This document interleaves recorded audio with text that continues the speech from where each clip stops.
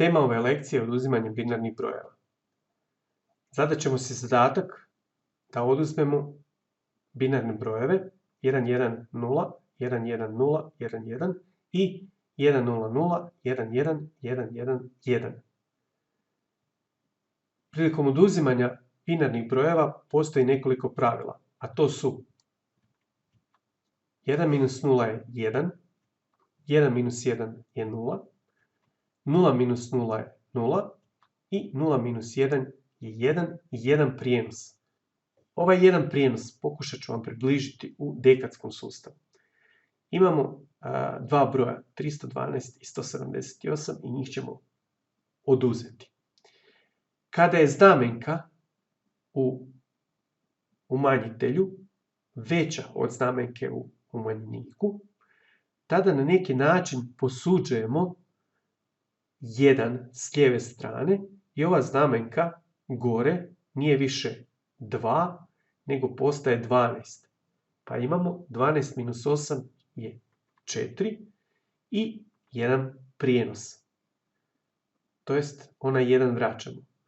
Opet je znamenka 7 veća od znamenke 1, pa opet za ovaj 1 moramo posuditi 1 sa lijeve strane. Onda imamo 11, ali ne minus 7, nego minus 8. S ovim jednim kojim smo već posudili. 11 minus 8 je 3. I opet imamo 1 prijenos. I sad imamo 3 minus 2 i to je 1. Provjerit ćemo rezultat. Dakle, uzet ćemo rezultat, uzet ćemo umanjitelj i zbrojit ćemo ih. I opet ćemo zapisivati prijenose. 4 plus 8 je 12, 2 ćemo zapisati, a 1 je prijenos. Isto kao i ovdje. 3 plus 7 je 10 i ovih 1 je 11.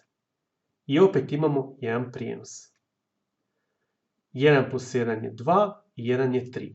I rezultat je 312, što dokazuje rezultat koji smo dobili oduzimanjem. Oduzmemo sad binarne brojeve, s time da ćemo si pokušati olakšati posao. Stavit ćemo crtu ne samo za rezultat oduzimanja, nego i za prijenos, kako bi lakše vidjeli što se događa s prijenosom kod oduzimanja binarnih brojeva. Koristit ćemo pravila, naravno. 1 minus 1 je 0. 1 minus 0 je 1. 0 minus 0 je 0. I sad imamo 0 minus 1. Rekli smo to je 1.